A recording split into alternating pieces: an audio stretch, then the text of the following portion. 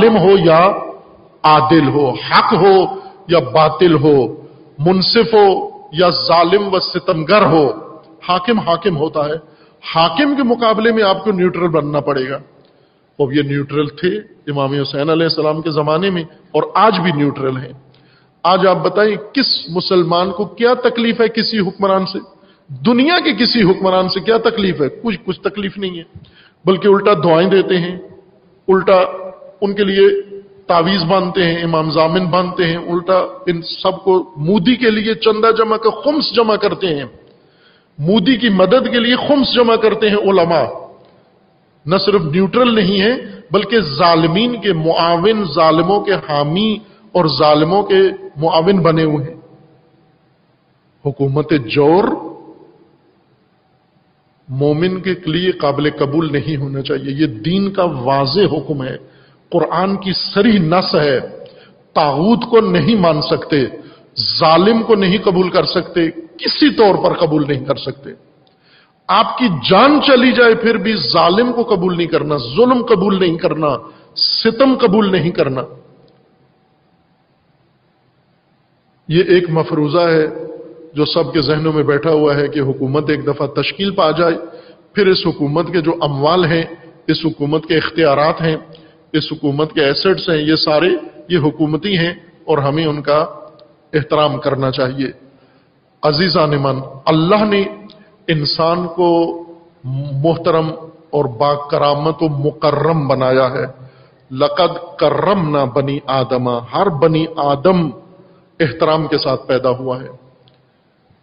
हर बनी आदम उसकी जान का एहतराम है, उसके माल का एहतराम है, उसकी नामूस का एहतराम है।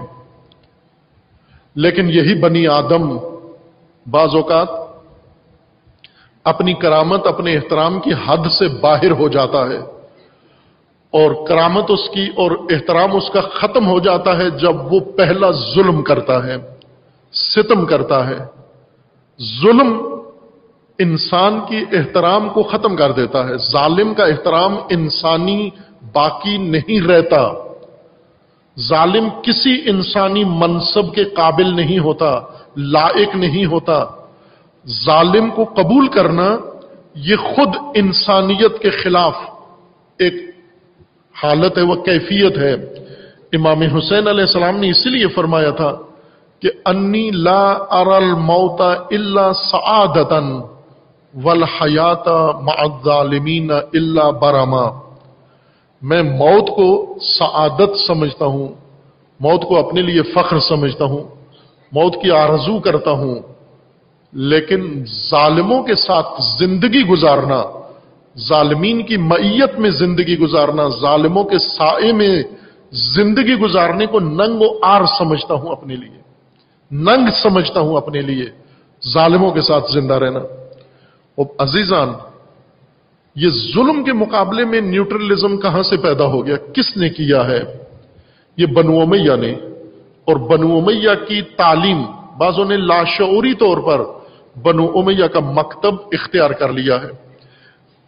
वैसे बज़ाहिर बनु उमय्या को बुरा भला कहते हैं, बनु उमय्या की सरजनिश करते हैं, बनु उमय्या पे लान तान करते हैं, लेकिन बनु उमय्या ने जो बुनियादें बनाई, जो निजाम बनाया, जो सियासत बनाई, जो उसूल बनाए, वो सारे कबूल किए हुए हैं दिलो जान के साथ और उससे दस्तबरदार होने के लिए तैयार नहीं है। और उनमें सबसे बड़ा ज़ाबिता जिसकी आड़ में बनु उमय्या ने हुकूमत की लगभग 100 साल तक मुसलमानों के ऊपर, सहाबाए रसूल के ऊपर और मोमिनों के ऊपर, वो यही ज़ाबिता था कि हाकिम हाकिम होता है, वो जोर का हो या आदल का हो, वो हक हो या ना हक हो, वो बातिल हो या सही हो, ये नहीं देखना तुमने। अगर हुकूमत है तो वो एहतराम रखती है, वो हुकूमत, उसकी अपने इताअत करनी है। ये एक मफरूजा है हमारे जहनों में।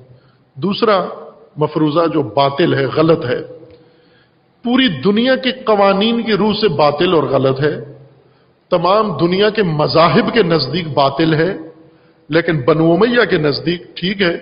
और बनु उमय्या ने इस ज़ाबते को अपनाया भी और इसको तबलीग भी किया, प्रचार भी किया, और आज हम भी इस ज़ाबते के ऊपर पाबंद हैं। और वो क्या है कि माल جس کے پاس، جس کے ہاتھ میں جو مال ہے وہ اس کا ہے. جو مال جس کے ہاتھ میں ہے، صاحب مال جو آدمی ہے، آپ یہ نہ دیکھو یہ مال کہاں سے آیا، یہ نہ پوچھو یہ مال کہاں سے آیا، کس کا ہے، کیسے لیا ہے. بس یہ دیکھو اس وقت ہے کس کے پاس، کس کے مٹھی میں ہے، کس کے اکاؤنٹ میں ہے، کس کے اختیار میں ہے، کس کی جیب میں ہے، کس کے خزانے میں ہے. جس کے پاس مال جیسے بھی آ گیا یہ مال اس کا ہے، اور آپ کا اس مال سے کوئی سروکار نہیں ہونا چاہیے.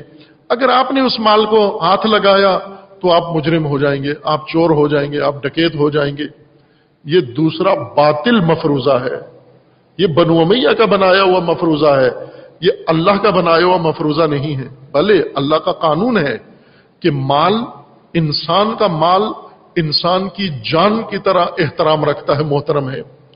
اگر انسان کا اپنا مال ہو، اگر انسان کا جائز مال ہو، اگر انسان کا حلال مال ہو، حق ہو اس کا یہ مال، اور ہے کثرت سے اموال ایسے ہیں جو جائز اموال ہیں، جو حلال اموال ہیں، جو انسان کو قانونی طریقے سے، شرعی طریقے سے ملے ہیں، یا اس کی محنت کا نتیجہ ہے، اس کی کوششوں کا نتیجہ ہے، یا وراثت میں یہ مال اس کو ملا ہے، یا کسی نے ہدیہ دیا ہے.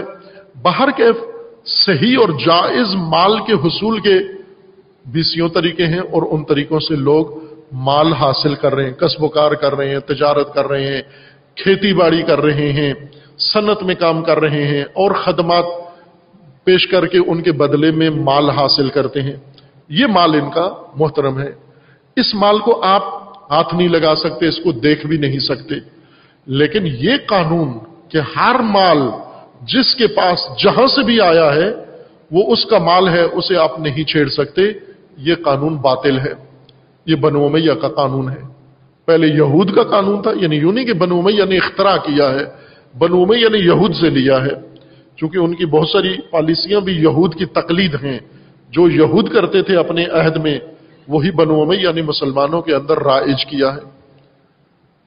مال، ہر مال محترم نہیں ہے.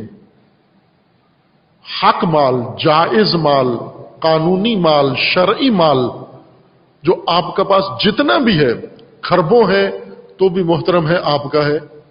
اربوں روپیہ ہے تو آپ کا ہے، کروڑوں روپیہ ہے آپ کا ہے، لاکھوں روپیہ ہے آپ کا ہے، ہزاروں روپیہ ہے آپ کا ہے، سینکڑوں روپیہ ہے آپ کا ہے. جتنا مال ہے، کم ہے یا زیادہ ہے، جس شکل میں ہے، کرنسی کی شکل میں ہے آپ کا اپنا مال ہے، جائیداد کی شکل میں ہے آپ کا اپنا مال ہے، کسی اور ایسٹ یا اثاثے کی صورت میں ہے آپ کا اپنا مال ہے، تجارت کا سامان ہے آپ کا اپنا مال ہے. یہ آپ کا جائز اور قانونی مال ہے. اسے کوئی دوسرا حق نہیں رکھتا. جو اس کو ہاتھ رکھے گا، اس چھینے گا، لے گا طاقت سے یا مکر سے، مجرم کہلائے گا اور اس کو سزا ملنی ہے. لیکن وہ مال جو انسان کا نہیں ہے اپنا، اور اس پر حق بھی نہیں رکھتا، اور اس کو کسی ناجائز طریقے سے انسان نے حاصل کر لیا ہے، ناجائز طریقے سے جو مال اس نے حاصل کر لیا ہے، یہ مال اس کا نہیں ہے جس کے پاس ہے، اور یہ مال اس کے پاس رہنے نہیں دینا.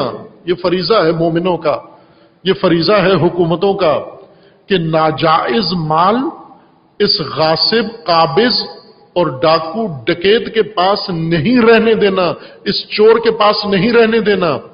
آپ کے فرائض میں سے ہے، واجبات میں سے ہے. جس طرح نماز آپ پر واجب ہے 5 وقت کی، اسی طرح یہ لوٹا ہوا مال لٹیرے سے لے کر واپس اپنی جگہ پہنچانا، یہ بھی آپ پر لازم اور واجب ہے. یہ 2 مفروضے جو ہمارے ذہنوں میں تلقین کیے گئے ہیں اور ہماری پرورش میں، پاکستان کی ثقافت میں شامل ہے. مذہب کی تفریق کے بغیر پاکستان میں آپ کسی کو پوچھ لیں حکومت کیسی ہو، وہ حکومت ہوتی ہے، اصلی ہو یا نقلی ہو، حکومت ہوتی ہے، کوئی فرق نہیں پڑتا. ہر پاکستانی اس بات کا معتقد ہے، شیعہ سنی اس بات کا معتقد ہے. فقط یہ کام کرے کہ وہ اگر شیعوں کو تھوڑی سی مراد حکومت دے دے، باتیں سن لے، سنیوں کی مراد کر لے، اور شیعہ کوئی مشورہ دیں تو مان لیں، سنی مشورہ دیں مان لیں، کچھ شیعہ مشیر اپنی کابینہ میں رکھ لیں، کچھ سنی مشیر اپنی کابینہ میں رکھ لیں، کمیٹیوں میں کچھ بندے شیعہ رکھ لیں، کچھ بندے سنی رکھ لیں، بس اگر یہ تعادل توازن ہے اور یہ تناسب کی بنیاد پر یہ کمیٹیاں بنا دی ہیں تو یہ بہترین حکومت ہے، اس سے ہمیں کوئی اعتراض نہیں ہے۔ ایسا ہی کرتے ہیں یہ۔ خب آپ دیندار بھی ہیں، آپ مومن بھی ہیں، آپ مسلمان بھی ہیں، اپنے دین سے پوچھو کہ حکومت کے بارے میں دین نے آپ کو نیوٹرل رکھا ہے۔ اسلام سے پوچھو، اور پھر آپ امام حسین علیہ السلام کے عزادار ہو، امام حسین کے شیعہ ہو، امام حسین کو ماننے والے ہو، امام حسین علیہ السلام سے پوچھو کہ حکومت کے معاملے میں انسان کو نیوٹرل ہونا چاہیے، حکومت جیسی بھی ہے کوئی فرق نہیں پڑتا۔ اگر یہ نیوٹرل ہے، یہ جرم ہے، یہ معصیت ہے، حکومت کے متعلق نیوٹرل رہنا جرم ہے، معصیت ہے۔ امام حسین کے نزدیک، رسول اللہ کے نزدیک، امام علی کے نزدیک، ائمہ اطہار کے نزدیک یہ معصیت اور جرم ہے۔ یہ بے شک اس معصیت کے جواز نکالا ہوا ہے بہت ساروں نے۔ اس کا جواب کیا دیتے ہیں کہ یہ مردار کے کھانے کے برابر ہے۔ جس طرح شریعت مقدسہ نے ایک اضطراری حالت کے لیے احکام بنائے ہیں کہ جب آپ مضطر ہو جائیں، مجبور ہو جائیں، کوئی آپ کے پاس جائز اور صحیح راستہ نہ ہو تو وہاں پر آپ مردار بھی کھا سکتے ہیں۔ آپ کسی ایسے درے میں بند ہو گئے، کسی ایسی وادی میں، ہوتا ہے کسی کوہستان میں، پہاڑ میں، برفیلے علاقے میں، کہیں آپ پھنس گئے اور وہاں کھانے پینے کے لیے کچھ بھی نہیں ہے، مردار کے علاوہ وہاں مرے ہوئے یا حرام جانور ہیں، چوہے ہیں، سانپ ہیں، مینڈک ہیں، اور یہ الا بلا وہ جو چائنیز کھاتے ہیں، کورین کھاتے ہیں، جاپانی، یہ جاپانی کھانا وہاں فراوان ہے، چپکلیاں ہیں، یہ کھائیں یا نہ کھائیں۔ شریعت کا حکم یہ ہے کہ اگر حلال میسر نہیں ہے، جائز غذا میسر نہیں ہے اور موت کا خطرہ ہے اور مرنے کے قریب ہو تو اتنی مقدار میں یہ حرام، یہ مردار کھا لو جس سے تمہاری جان بچ جائے۔ اتنا شریعت نے اضطرار کی حالت میں اضطرار سے نکلنے کے لیے اتنا اجازت دی ہے، اتنی لچک رکھی ہے کہ مردار اتنی مقدار میں کھا سکتے ہو۔ اس کو یہ دلیل بنا لیا گیا ہے کہ آپ پوری زندگی اضطرار میں گزارو، ساری زندگی مردار کھاؤ، تم بھی مردار کھاؤ، تمہارے بچے بھی مردار کھائیں، تمہاری کئی نسلیں مردار کھائیں۔ اتنا اضطرار انسان پر طاری ہو گیا ہے، اتنا اضطرار مومنین پر طاری ہو گیا ہے۔ وہ اضطرار تو تھوڑی دیر کے لیے آتا ہے، تھوڑی دیر کے لیے انسان کسی پہاڑی میں، کسی درے میں پھنس جاتا ہے، پھر اس کے بعد خود نکل آتا ہے یا کوئی مدد کرتا ہے، وہاں سے باہر آ جاتا ہے اضطرار سے۔ اضطراری حالات دائمی نہیں ہوتے، اضطراری حالات کی صدیاں نہیں گزرتی، اضطراری حالات ٹیمپریری ہوتے ہیں، اضطرار برطرف ہو جاتا ہے، مردار منع ہو جاتا ہے۔ لیکن جن کو مردار کی عادت پڑ گئی ہو، جو مردار خور ہو چکے ہوں اور مردار خار ہو چکے ہوں، اضطرار ختم بھی ہوتا ہے پھر بھی مردار ہی کھاتے ہیں، چونکہ منہ لگ گیا ہے، ان کی لذت آ گئی ہے مردار کی ان کو، اس لیے مردار کے ساتھ رہنا چاہتے ہیں۔ دین ہمیں نیوٹرل نہیں رکھتا، غیر جانبدار نہیں بناتا حکومت جور اور مال حرام کے مقابلے میں، کہ مال اس کا ہے، آپ کو کیا لگے جہاں سے آپ کہتے ہیں فلاں کا مال سارا حرام ہے، لیکن ہے اس کا ہی، یہ سب کے ذہنوں میں ہے کہ ناجائز ہے لیکن ہے اس کا اپنا مال ہے۔ بھائی اگر اس کا مال جائز نہیں حرام کا ہے تو یہ اس کا نہیں ہے۔ گاڑی کس کے پاس ہے، چابی جس کے پاس ہے، گاڑی اس کی تو نہیں ہوتی، ممکن ہے یہ گاڑی اس نے چوری کر لی ہو، ڈاکہ ڈالا ہو، کسی کی گاڑی چرا کے لے گیا ہو۔ اب چونکہ گاڑی اس کے پاس ہے، ہم بھی معتقد ہو جائیں، ہمیں پتہ ہے اس کی نہیں ہے، لیکن چونکہ ابھی اس کے اختیار میں ہے لہٰذا ہم قائل ہو جائیں یہ گاڑی اس کی ہے۔ یہ ہم غلطی کر رہے ہیں کہ گاڑی اس کی ملکیت سمجھ رہے ہیں اور گاڑی اس کا حق سمجھ رہے ہیں، اور گاڑی کو اس کے پاس رہنے کے لیے ہم ذہنی طور پر آمادہ ہیں کہ جب تک اس کے پاس ہے اسی کے پاس ہے۔ پتہ ہے چرائی ہے اس نے، جب چرائی ہے اس نے تو یہ اس کی نہیں ہے یہ گاڑی، اور جب اس کی نہیں ہے تو پھر کیا کیا جائے؟ جب اس کی نہیں ہے تو اس کے پاس نہیں ہونی چاہیے۔ جس کی ہے اس کے پاس جانی چاہیے. یہ آپ کا فریضہ بنتا ہے. اگر آپ کے علم میں یہ بات آ گئی ہے کہ یہ گاڑی جس کے پاس ہے یہ اس کی نہیں ہے، نہ امانت کے طور پر اس کے پاس ہے، نہ عاریتن اس کے پاس ہے، نہ کرائے پہ اس نے لی ہوئی ہے، اس نے چرائی ہوئی ہے، حرام میں یہ گاڑی اس کے پاس ہے، بس آپ کی ابھی کوشش کیا ہو، یہ نہیں ہے کہ یہ گاڑی چونکہ حرام کی ہے سستے کرائے پہ ہمیں دے دو، چند دن کے لیے ہمیں دے دو، ہم استفادہ کریں اسے. نہ عزیز من، یہ گاڑی اس کی نہیں ہے جس کے پاس ہے، اور اس کے پاس رہنی بھی نہیں چاہیے. یہ حکومت کا فریضہ ہے اور یہ مومنین کا فریضہ ہے. یہ امر بالمعروف اور نہی عن المنکر کا حصہ ہے کہ جس کی گاڑی نہیں ہے اور اس کے قبضے میں ہے یہ اس کے پاس نہیں ہونی چاہیے، اس کے اختیار سے نکلنی چاہیے اور نکالنی چاہیے. یہ دین ہمیں نہیں پڑھایا گیا، یہ دین ہمیں نہیں سمجھایا گیا، یہ دین تبلیغ نہیں ہوا، یہ دین کسی نے پیش نہیں کیا. اور جب امام حسین علیہ السلام نے یہی کام کیا، قافلہ آیا ہے لدا پھندا، روکا، کیا ہے مال کس کا ہے؟ جبیر ابن ریحان کا. کس کے لیے ہے؟ یزید کے لیے ہے. اب یہ تمہارا جبیر کے باپ کا ہے؟ نہیں. یزید کے باپ کا ہے؟ نہیں. ان کو وراثت میں ملا ہے؟ نہیں. کس کا ہے؟ یمن کے عوام کا لوٹا ہوا مال ہے، بس یہ تمہارا نہیں ہے. جب تمہارا نہیں ہے تو پھر کیا کریں؟ نوش جان لے جاؤ نہ. جب تمہارا نہیں ہے تو تمہارے پاس رہنا بھی نہیں چاہیے، تمہارے تصرف میں بھی نہیں رہنا چاہیے، فوراً تمہارے اختیار سے باہر آئے. کہاں جائے؟ جہاں اس کے لیے اللہ نے حکم بنایا ہے. یا اپنے مالک کے پاس واپس جائے جس سے لوٹا گیا ہے، یا اس کے پاس جائے جس کو اللہ نے ان اموال کا مختار بنا دیا ہے، ان اموال کا مدیر بنا دیا ہے، ان اموال کا صاحب بنا دیا ہے، تصرف کرنے کا حق دے دیا ہے اللہ نے. وہ کون ہے؟ وہ اولی الامر ہے، وہ حاکم شرعی ہے، وہ اللہ کی طرف سے مقرر کیا گیا امام ہے، وہ ولی ہے. یہ اس کا مال ہے، یہ اس کے اختیار میں جانا چاہیے. اب پتہ سب کو ہے کہ یہ مال ان کا نہیں ہے جو لے کے جا رہے ہیں، اور ان کا بھی نہیں ہے جن کے لیے لے کے جا رہے ہیں، لیکن سارے آنکھیں بند کر کے حج کر رہے ہیں. یہ معصیت ہے، یہ گناہ ہے. فریضہ یہاں یہ نہیں بنتا تھا نیوٹرل بن جاؤ کہ مال تو اس کے پاس ہے، اس کا نہیں ہے لیکن اس کے پاس ہے، ناجائز اس کے پاس ہے.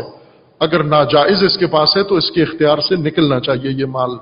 اس لیے امام حسین علیہ السلام نے یہ مال لے لیا ہے. عزیزان، اب آئیں حسین کو امام بنائیں اور پھر اپنی گلی میں، اپنے معاشرے میں، اپنے محلے میں، اپنے خاندان میں اور اپنے ملک میں ذرا لوگوں کے اموال پر نگاہ ڈالیں. کس کے پاس کیا مال پڑا ہوا ہے، کہاں سے آیا ہے. اس میں سے کچھ مال اس کا اپنا ہے، کچھ مال حق کا ہے، حلال کا ہے اس کا، وہ اس کے پاس رہنا چاہیے، وہ گوارا ہو، نصیب ہو اس کو، ہنیئن لہو. لیکن کچھ مال ایسا ہے جو اس کا نہیں ہے. کہاں سے آیا ہے؟ سود لیا ہے اس نے، ربا لیا ہے، حرام ہے، ناجائز ہے.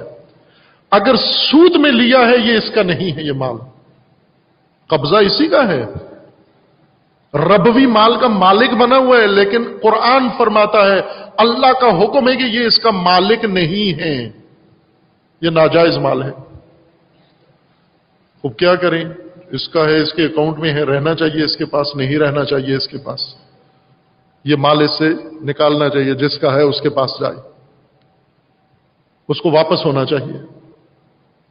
جوا، قمار، جوا کھیلا، گھوڑے پہ شرط لگائی، کرکٹ پہ شرط لگائی، ہر چیز پہ شرط لگاتے ہیں. ابھی کراچی میں جمعیت ہے، وہ میاں بیوی شرط لگاتے ہیں، بارش پہ شرط لگا دیتے ہیں. میاں کہتا ہے بارش ہوگی، بیوی کہتی ہے نہیں ہوگی. بارش ہو جائے تو میاں ₹1,00,000 بیوی کو دے دیتا ہے، نہ ہو تو بیوی ₹1,00,000 میاں کو دیتی تھی. گھر کا جوا، میاں بیوی کا جوا. یہ جوئے میں، قمار میں جو مال منتقل ہوتا ہے انسان کے پاس، یہ ناجائز مال ہے. اس کے پاس چلا گیا ہے، جواری کے پاس ہے، لیکن جواری اس کا مالک نہیں ہے، ناحق یہ مال اس کے پاس ہے. اس مال میں اس کو تصرف کا حق نہیں ہے، یہ مالک نہیں ہے۔ جب مالک نہیں ہے تو قابض ہے، غاصب ہے۔ یہ مال اس کے اختیار سے ہاتھ سے باہر آنا چاہیے۔ کہاں جانا چاہیے؟ جس کا ہے اس کے پاس جانا چاہیے، یا بیت المال میں جانا چاہیے۔ بیت المال کا حصہ ہے یہ مال۔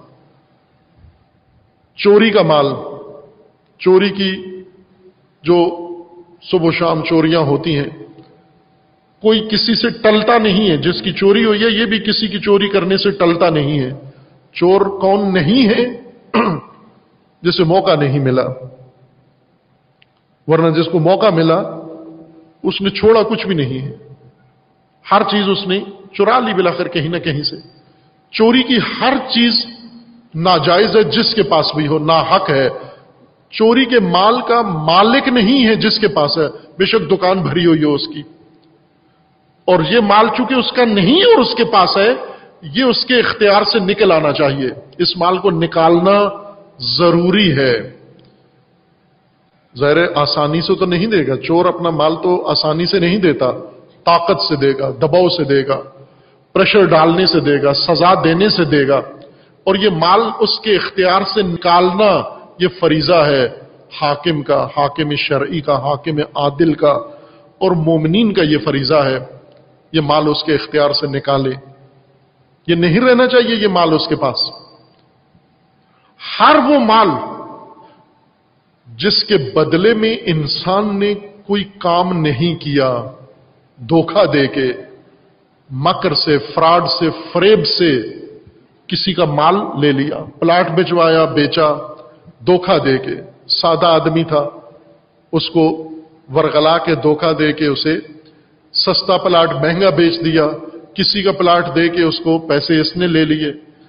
یہ مکر و غبن و دھوکے سے جو اس نے کاروبار کیا، اس کے بدلے میں جو اس نے مال لیا ہے، اس مال کا یہ مالک نہیں ہے، یہ ناحق مال اس کے پاس ہے۔ اور چونکہ اس کے پاس ہے لیکن یہ مالک نہیں ہے، اس کے جیب سے، اس کے اکاؤنٹ سے نکلنا چاہیے یہ مال باہر۔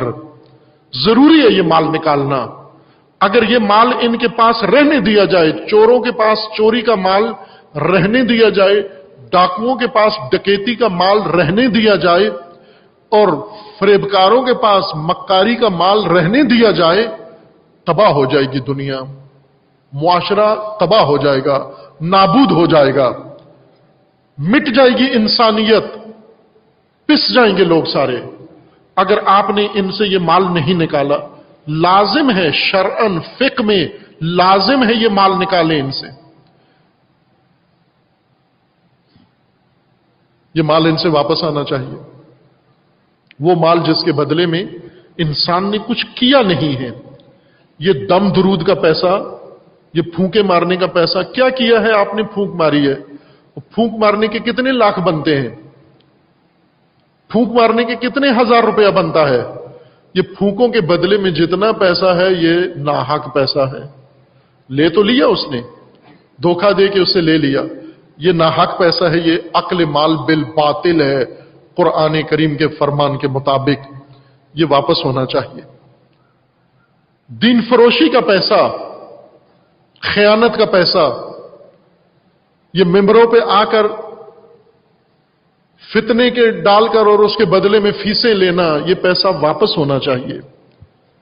سخت ہے حسینیت، حسینی بننا سخت ہے۔ تنعیم کا مقام آتا ہے حسینیت کی راہ میں، اور تنعیم کے مقام سے آنکھیں بند کر کے گزرنا، گزرے ہیں، ابھی ذکر آئے گا بعد کے مرحلہ میں، آنکھیں بند کر کے گزرنے والوں کا بھی وقت آئے گا، اور آنکھیں بند کر کے حج کرنے والوں کا بھی وقت آئے گا، بات آئے گی۔ یہ کون لوگ تھے جو تنعیم کے مقام پر جو فریضہ تھا اسے انجام نہیں دیا اور آگے گزر گئے؟ ان کا بھی بیچ میں ذکر آئے گا۔ آنکھیں بند کر کے عزادار بننا، آنکھیں بند کر کے حسینی بننا، اور تنعیم کی منزل کو انکار کر دینا، اور یہ کہنا جو مال جس کا ہے گزر جاؤں، لیکن یا حسین، اے حسین میں تیرا شیعہ ہوں، اے حسین میں تیرا عزادار ہوں۔ حسین کیا کہیں گے اس کو؟ تیرا مجھ سے کیا تعلق ہے؟ تو ہر ناحق مال کا حامی ہے۔ تیرے خاندان کے اندر، اپنے گھر میں سب سے پہلے یہاں ایک طالب علم تھے، اب نہیں ہیں، انہوں نے آ کر بتایا کہ میرے باپ کے پاس جتنا پیسہ ہے ناحق ہے، سارا اس کا ناحق پیسہ ہے، جھوٹ کا پیسہ ہے، فراڈ کا پیسہ ہے، دھوکے کا پیسہ ہے۔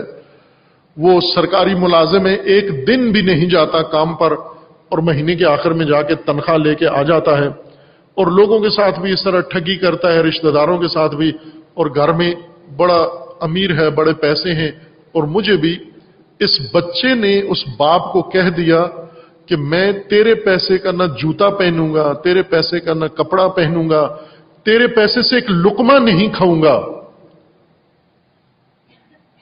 چونکہ تیری ساری زندگی تو حرام کی ہے۔ اب وہ طالب علم یہ پریشان تھا کہ میں اپنی ماں کو کس طرح اس حرام سے بچاؤں۔ اس کے لیے کوئی متبادل کا، میں تو مدرسے میں آ گیا ہوں، مجھے تو حلال میسر آ گیا، لیکن ماں کو کہاں لے کے جاؤں؟ وہ اس لیے آیا تھا پریشانی لے کر، کیا کروں میں اس کو؟ ہے کوئی ایسا جو اپنے گھر میں نگاہ دوڑا کر دیکھے کہ میرے گھر میں جو پیسہ ہے، باپ کے پاس جو پیسہ ہے، میرے پاس جو پیسہ ہے، اس میں کتنا میرا حق حلال کا پیسہ ہے؟ جو میرا نہیں ہے وہ میرے پاس نہیں ہونا چاہیے۔ پہلے اپنے مال کا تصفیہ کرے، پھر حسینی بنتا ہے۔ پھر دوسروں کے مال، جو دوسروں کے پاس جو مال پڑا ہوا ہے اس کو دیکھے۔ اب یہ پیسہ جو آپ اپنی آنکھوں کے سامنے دیکھتے ہیں، دین کے نام پر، مذہب کے نام پر لاکھوں کروڑوں کے حساب سے جا رہا ہے، یہ پیسہ ناحق ہے ان کے پاس، یہ واپس ہونا چاہیے۔ خمس کا پیسہ، زکوٰۃ کا پیسہ، جو بیت المال ہے، جو امام کا مال ہے، یہ امام کا مال وہ کچھ نکالتے ہی نہیں ہے۔ یہ امام کا جو حق تمہارے مال میں ہے، نہیں دیا تم نے، یہ تمہارا پیسہ نہیں ہے، یہ ناجائز پیسہ ہے تمہارے پاس، ناحق پیسہ ہے، یہ نکلنا چاہیے تمہارے اکاؤنٹ سے، تمہارے کھاتے سے۔ اگر خمس نہیں نکالتے تو پہلے تو خود اپنے مال میں ناحق مال شامل کیا ہوا ہے، اپنی درآمد میں جو آپ کا خمس کا زکوٰۃ کا پیسہ ہے وہ ادا نہیں کرتے ہو آپ، تو جو خود حرام کھا رہا ہے اس کے لیے تو بہت بڑا سوال ہے کہ یہ امام حسین نے یزید کا مال کیوں پکڑ لیا؟ اس کے لیے تو مسئلہ مشکل ہے کہ کیوں پکڑ لیا؟ تو یزید کا مال تھا، یزید کے پاس رہنے دیتے۔ یہ امام حسین نے کیا کام کیا؟ بھلے درست کام کیا ہے۔ آپ کو بات کیوں نہیں سمجھ آ رہی؟ چونکہ جس طرح اس نے لوگوں کا پیسہ ہڑپ کیا ہوا تھا، آپ نے امام کا پیسہ ہڑپ کیا ہوا ہے۔ اور یہ پیسہ جو ادا کرتے ہیں، جو خمس، سارے ہی تو نہیں کھاتے، کچھ دیتے بھی ہیں خمس، یہ جو دیتے ہیں خمس کہاں جاتا ہے؟ یہ خمس جو دیتے ہیں آیا اپنی جگہ پہ جاتا ہے، بیت المال میں چلا جاتا ہے؟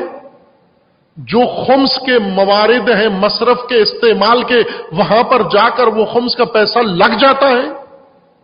اس پیسے کا تعاقب کرو، اس پیسے کا پیچھا کرو، ریکی کرو، یہ کہاں گیا یہ پیسہ؟ جا کے دیکھو۔ اگر تو اپنی جگہ پہنچ گیا، بیت المال میں پہنچ گیا، ولی شرعی کے اختیار میں چلا گیا، یا جو اللہ نے اس کے لیے مصرف مقرر کیا ہے اس مصرف تک پہنچ گیا، لگ گیا اس جگہ پر، پھر تو مطمئن ہو جاؤ کہ یہ خمس کا پیسہ یہ اپنی جگہ لگ گیا جا کر۔ لیکن اگر یہ ادا ہو گیا ہے، جیب سے نکل گیا ہے، کروڑوں اربوں روپیہ نکل گیا ہے، لیکن گیا کدھر ہے یہ معلوم نہیں ہے۔ یہ پیسہ آپ کو لوٹانا ہے، یہ واپس لینا ہے، مصادرہ کرنا ہے، یہ پیسہ لوٹانا ہے، آپ کا کام ہے، آپ کا فریضہ ہے۔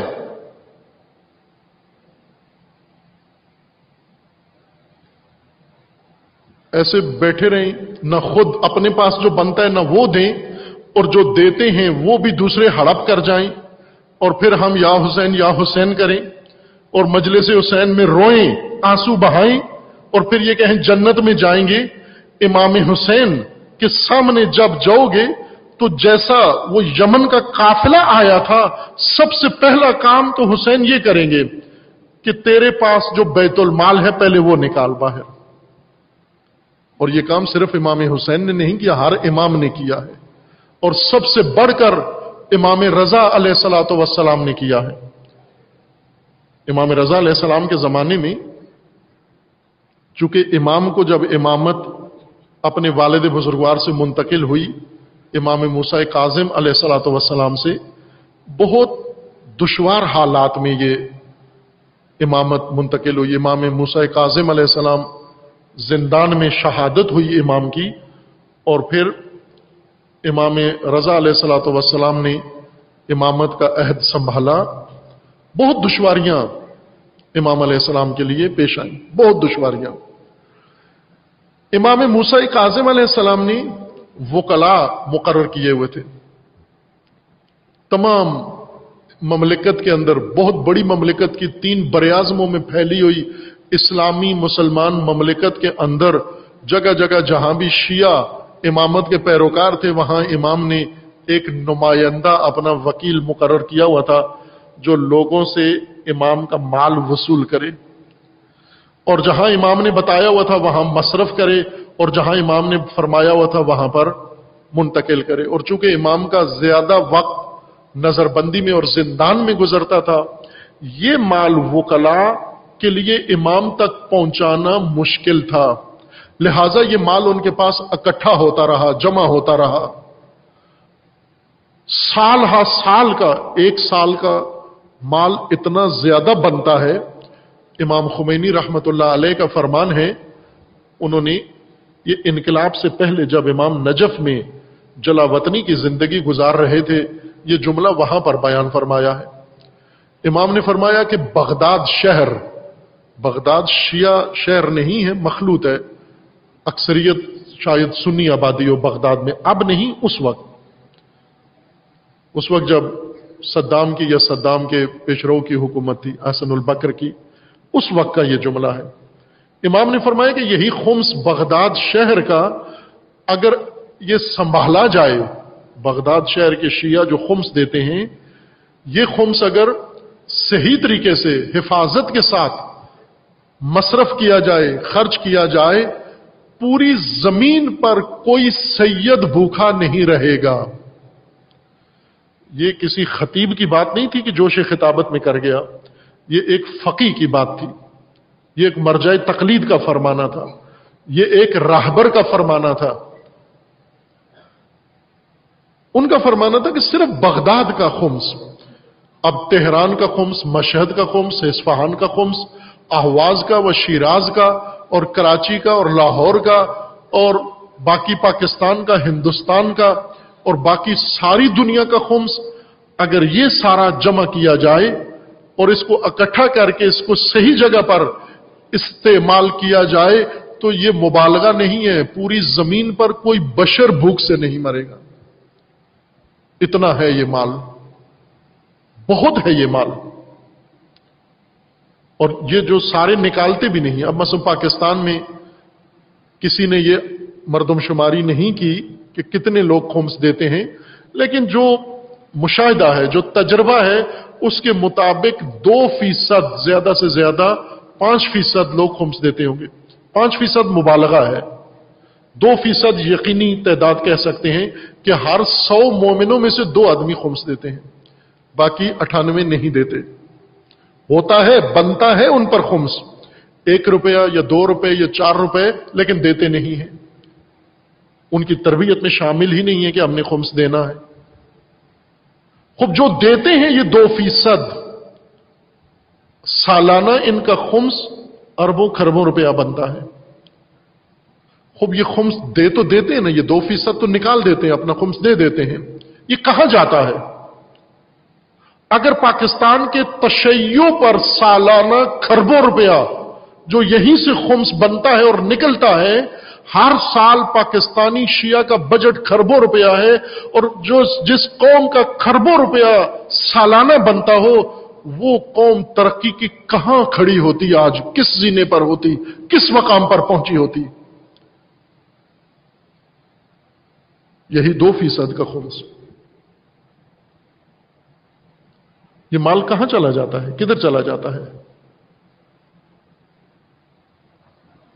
یہ واپس کرنا ہے سارا۔ जितना कोई ले चुका है, जब से ले चुका है। बाजों ने तो विरासत बना ली है, जद लेते थे, फिर बाप लेते थे, फिर बेटों के नाम ले गए हैं, सब नस्ल अंदर नस्ल ले रहे हैं, लेकिन जा कहां रहा है। एक मौलाना साहब, खुदा रहमत करे उन्हें, अल्लाह उनके मगफरत फरमाए, वो यहां जामिया में आए, वो इतने खुश नहीं थे जामिया से, उर्वतुल वुस्का से, अक्सर लोगों की तरह वो भी ज्यादा खुश नहीं थे, लेकिन आ गए किसी बहाने से। और वही जुमला जो ज्यादा जबानों पर जारी होता है, उन्होंने आते ही ये कहा कि लोग आपके बारे में कहते हैं, लोगों के तर्जुमान स्पोकमैन बनकर आए थे, लोग आपके बारे में कहते हैं कि आपके पास इतना पैसा कहां से आता है। तो मैंने कहा लोग बिल्कुल ठीक सवाल करते हैं, नेचुरल सवाल है, कुदरती है, चूंकि लोगों को नजर आता है लगा हुआ, तो सवाल होता है कि कहां से आता है। तो ये पूछना चाहिए, हक बनता है लोगों का, चूंकि लोग खुद भी तो नहीं देते। जब लोग कहते हैं जब हमने नहीं दिया और ये इतना लगा हुआ भी है तो कहीं से तो आता है ना, तो फिर बताएं। और ये सवाल सारे वही करते हैं जो नहीं देते, जो देते हैं उनमें से आज तक उन्होंने नहीं पूछा ये कहां से आता है, क्योंकि उन्हें पता है कि हम देते हैं। जो नहीं देते उनका ये सवाल है ये कहां से आता है, और ठीक सवाल है, बुरा नहीं है, और हमें भी बुरा नहीं लगता। और हमने बताया हुआ भी है, पाकिस्तान में वाहिद दीनी इदारा है जिसने अपने माली मनाबे बता दिए हैं, स्टेज पे आवाम को भी बता दिए हैं, हुकूमती एहलकारों को, सरकार को भी बता दिए कि ये लोग हैं जो जहां से हमें पैसा मिलता है, और ये इन लोगों ने किया है। ये 3 लोगों ने शुरू किया और फिर बाद में उनकी तादाद बढ़कर 7-8 हो गई, और अब अल्हम्दुलिल्लाह पहचान बन गई है दुनिया भर में। अब साहिबान तौफीक देते हैं और भी ज्यादा हो गए हैं अभी इस इदारे के साथ मदद करने वाले। मैंने मौलाना की खिदमत में अर्ज किया कि हुजूर ये तो ठीक सवाल है कि पैसा आता कहां से है। मैंने कहा आपके बारे में लोग ये सोचते हैं कि जाता किधर है पैसा जो आपके पास आता है, क्योंकि कहीं लगा हुआ नजर नहीं आता। तो मुश्किल सवाल तो ये है कि आता तो है, जाता कहां है, ये मुश्किल बात है। जाता कहां है ये नजर आना चाहिए, कहां जाता है। ये पैसा खोज लगाना, ये हुसैनियत है। ज़कात कहां जाती है, बैतुलमाल कहां जाता है, कौमी अमलाक कहां जाती हैं, ये जमीनें जो लोग वक्फ करते हैं दीन के नाम पर, ये किधर चली जाती हैं। वो ये सारा अमवाल है, ये दीन के अमवाल हैं, ये कौम के अमवाल हैं। ये कौम के अमवाल सारे कहां गए।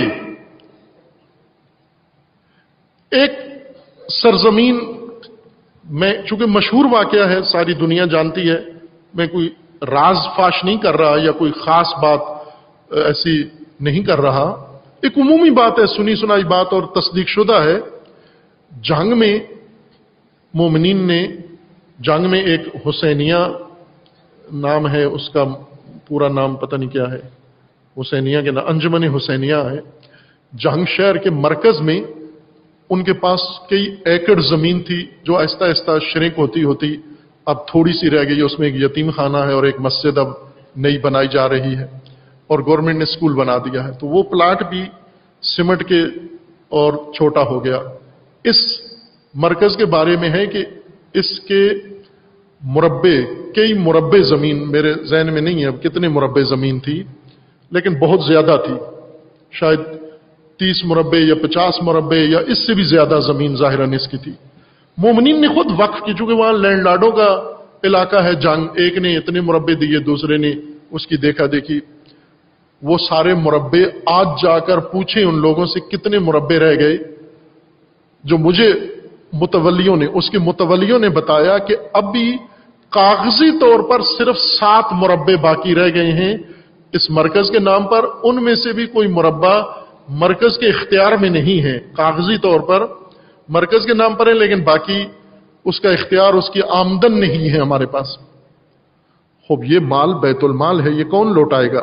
ये सारे मुरब्बे कहां चले गए, किसके पेट में हैं, कौन खा गया, कौन हड़प कर गया। ये हुसैनियत है, ये तनईम की मंजिल है। यहां पर مومنین کو، عزاداروں کو، حسینیوں کو، پیروکاران حسین ابن علی کو یہاں پر سٹینڈ لینا ہے اپنے امام کی سیرت پر چلتے ہوئے کہ یہ سارا واپس کرنا ہے قوم کا مال. یہ وقف تھے، یہ مربے جب وقف تھے تو وہ دین کے تھے، وہ بیت المال کے تھے، وہ قوم کے تھے.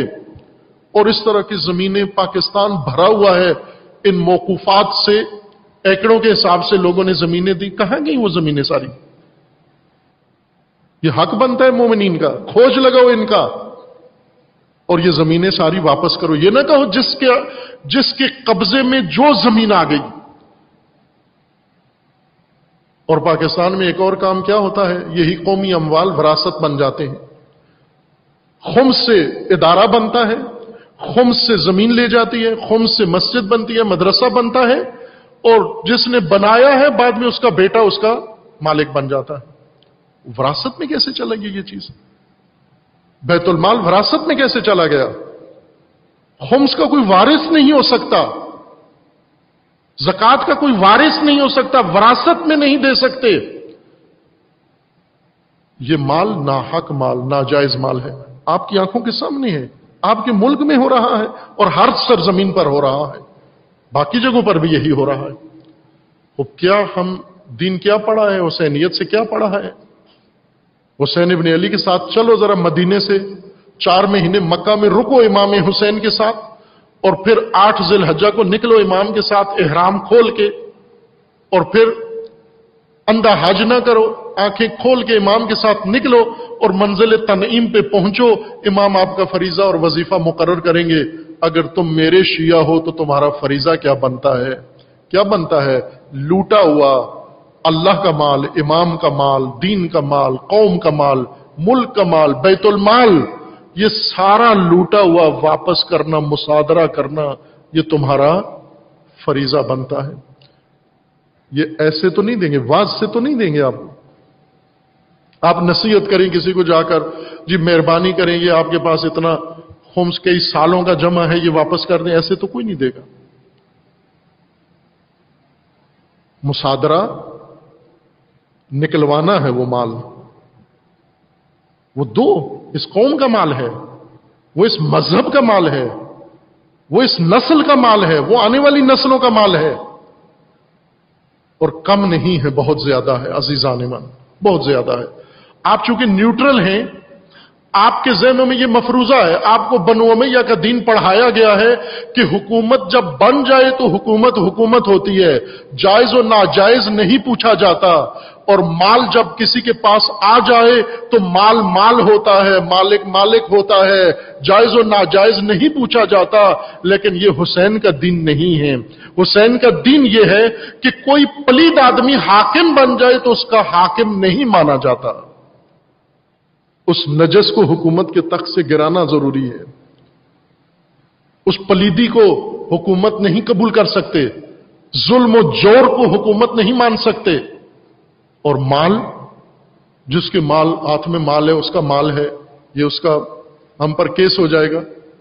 خوب امام حسین پر کیس ہو گیا کہ آپ نے یزید کا مال لے لیا.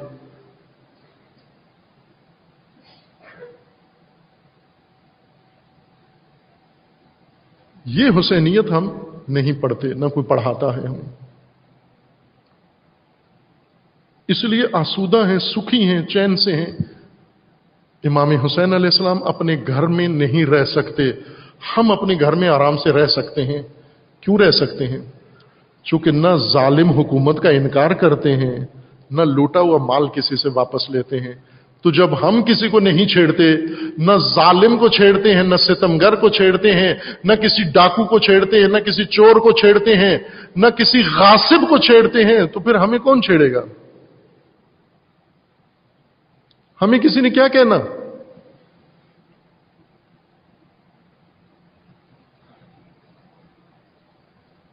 اس طرح سے غارت مچی ہوئی ہے، غارت.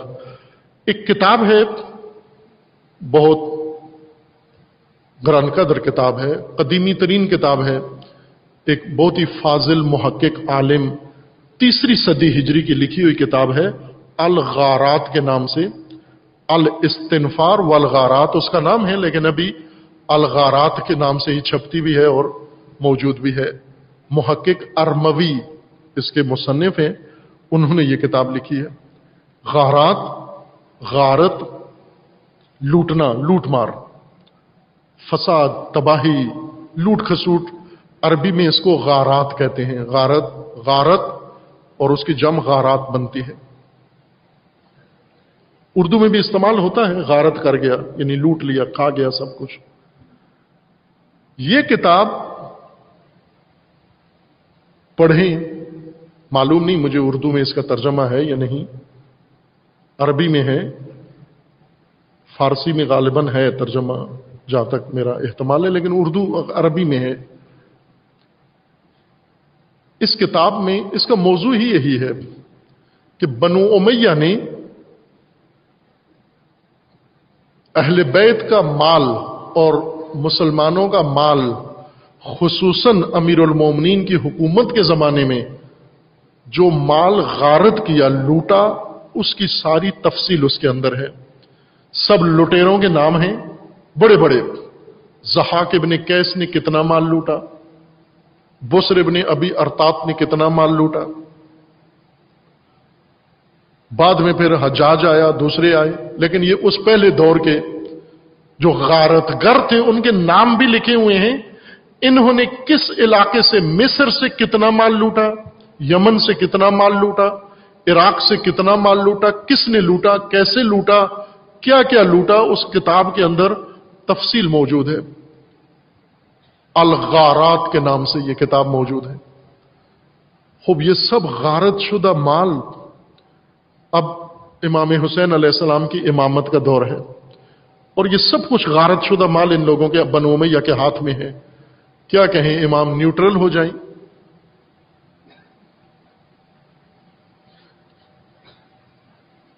ایک مومن یہاں پر آئے اور اسی طرح کی باتیں کرنے لگے کہ یہ تاریخ ہے، گزر چکی ہے، ساری تاریخ جو ہونا تھا ہو گیا ہے، اب نہ کوئی یزید ہے نہ کوئی امام حسین ہے، یہ دوبارہ نئے مسائل اس نسل میں چھیڑنا اور اس کو تشویش میں ڈالنا ٹھیک نہیں ہے، یہ چھوڑ دینے چاہیے۔ آج کی باتیں ہونی چاہیے، اچھی باتیں ہونی چاہیے، پیاری باتیں، پیار کی باتیں ہونی چاہیے۔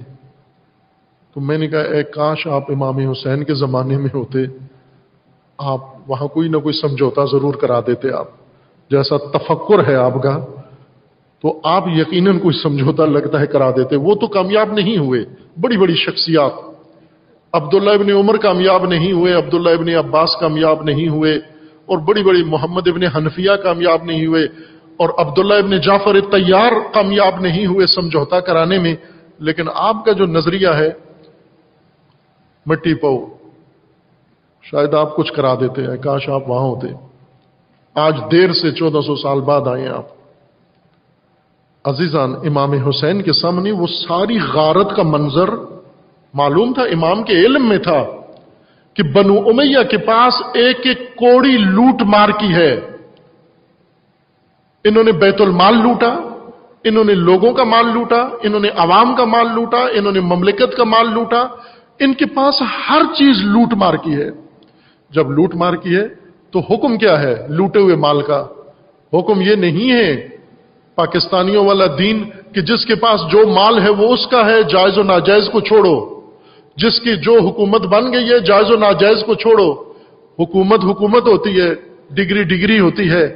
یہ نظریہ امام حسین کا نہیں تھا۔ امام حسین کا نظریہ یہ تھا کہ نہ حق حق ہوتا ہے، نہ حق نہ حق ہوتا ہے، حق حق ہوتا ہے، باطل باطل ہوتا ہے۔ اس لیے امام نے فرمایا الا ترون، اندھو دیکھتے نہیں ہو تم کہ الی الحق لا یعمل بہ، حق پر عمل نہیں ہو رہا، والی الباطل لا یتناہی عن، باطل سے روکا نہیں جا رہا۔ کیا نہیں دیکھتے ہو، اندھے ہو تم؟ الا ترون، حق حق ہوتا ہے، نا حق نا حق ہوتا ہے، باطل باطل ہوتا ہے۔ کبھی بھی حق کو باطل اور باطل کو حق کا لباس مت پہناؤ، اور حق و باطل دونوں کو ایک نہ کھڑا کرو، ایک جیسا نہ بنا دو دونوں کو۔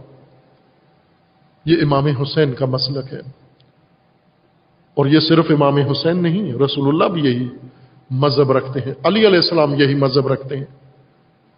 علی علیہ السلام نے خلیفہ بنتے ہی پہلا کام اعلان یہ کیا، لوٹا ہوا بیت المال سارا واپس کروں گا، تمام مال جہاں پہنچ گیا ہے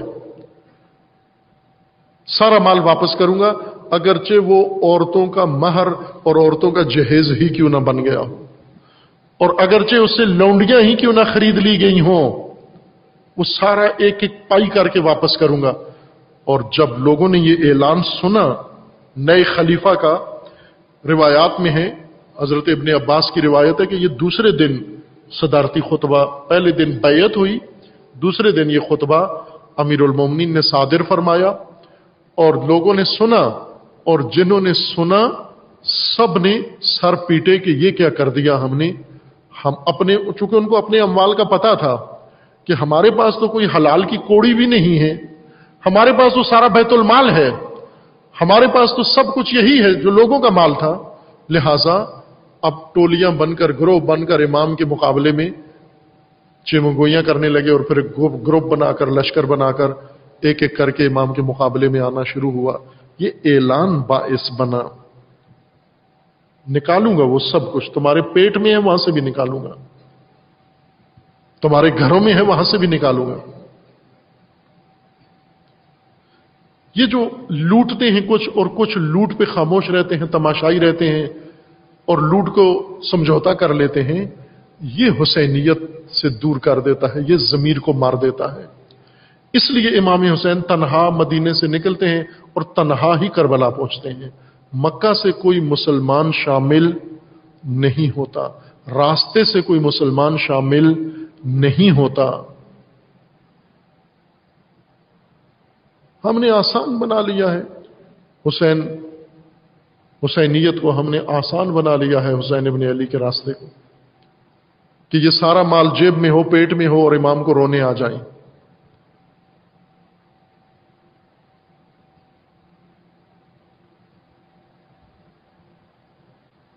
یہ مال، کتنا مال جو واپس کرنا ہے، فقہ کے اندر، شریعت اسلامیہ میں فقہ میں ابواب ہیں،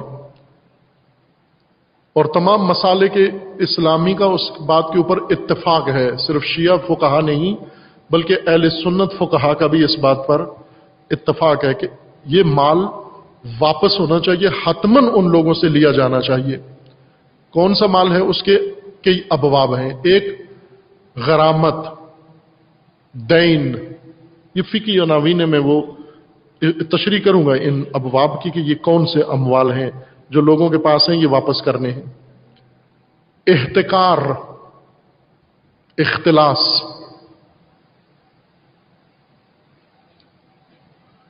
اختلاس کے نتیجے میں مال لوگوں کے پاس ہے، یہ واپس کرنا ہوگا۔ احتکار کے نتیجے میں جو مال لوگوں کے پاس ہے، یہ واپس کرنا ہوگا۔ غرامت کے طور پر جو مال لوگوں کے پاس ہے، یہ واپس کرنا ہوگا۔